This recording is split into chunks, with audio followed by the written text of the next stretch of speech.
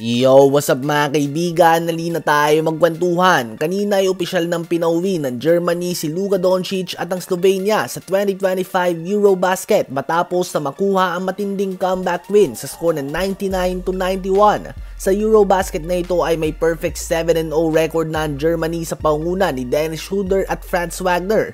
Mahusay ang team nila, subalit sa paunguna nga ni Schröder ay nagfi-fit silang lahat.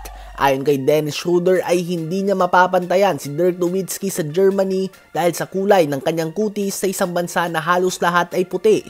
Obviously sa NBA ay malayo talaga si Dennis Schröder sa status ng former MVP ng Germany Dirk Nowitzki.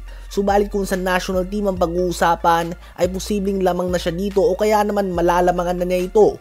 Si Dirk Nowitzki ay may FIBA World Cup MVP at Eurobasket MVP, bronze medal sa World Cup at silver medal naman sa Eurobasket. Habang si Dennis Schröder naman ay World Cup gold medalist na nga mga kaibigan at may MVP din siya. May Eurobasket bronze medal na din siya at ngayon ay may pagkakataon siya na magwagi ng medalya ulit sa Eurobasket at MVP. Ganun pa man, posibleng malaking credit nga talaga kay Dirk Nowitzki ay siya nga ang naglagay ng German basketball sa mapa at naging pioneer sa basketball sa isang bansa na mas kilala sa kanilang mga football players. Habang si Dennis Schröder naman ay pinapangunahan nga ang Germany the last few years at nakikilala na sila bilang isang powerhouse team at one of the best sa buong mundo. Both players ay legendary na nga sa usapan ng European basketball. Ano ba ang masasabi nyo tungkol dito?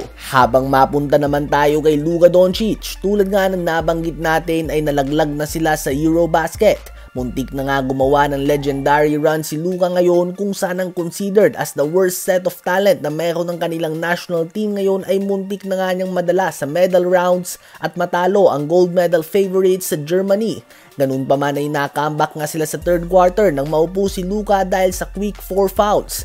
Aminado si Luka na galit siya, 100% angry nga daw. Nagkamali umano siya sa kanyang mga desisyon at pinersa niya ang ilang tira. He could have done better nga daw ayon sa Slovenian star. Well, totoo nga mga kaibigan, ganun pa man, nagtala na din nga siya ng 39 points, 10 rebounds and 7 assists. Nag-average siya sa Eurobasket na ito ng 34.7 points, 8.6 rebounds, 7.1 assists and 2.7 steals per game. Kung siya pa nga ang sisisihin sa pagkatalo nila ay nakakaya naman nga ito para sa kanyang mga kakampi. Sa ngayon ay may konting pahinga lamang si Luka.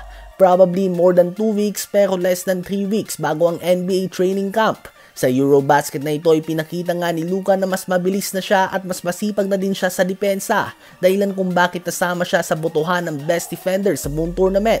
Kayo ba mga kaibigan, ano ba ang masasabi nyo sa pinakitang performance si Luka Doncic sa Eurobasket na ito?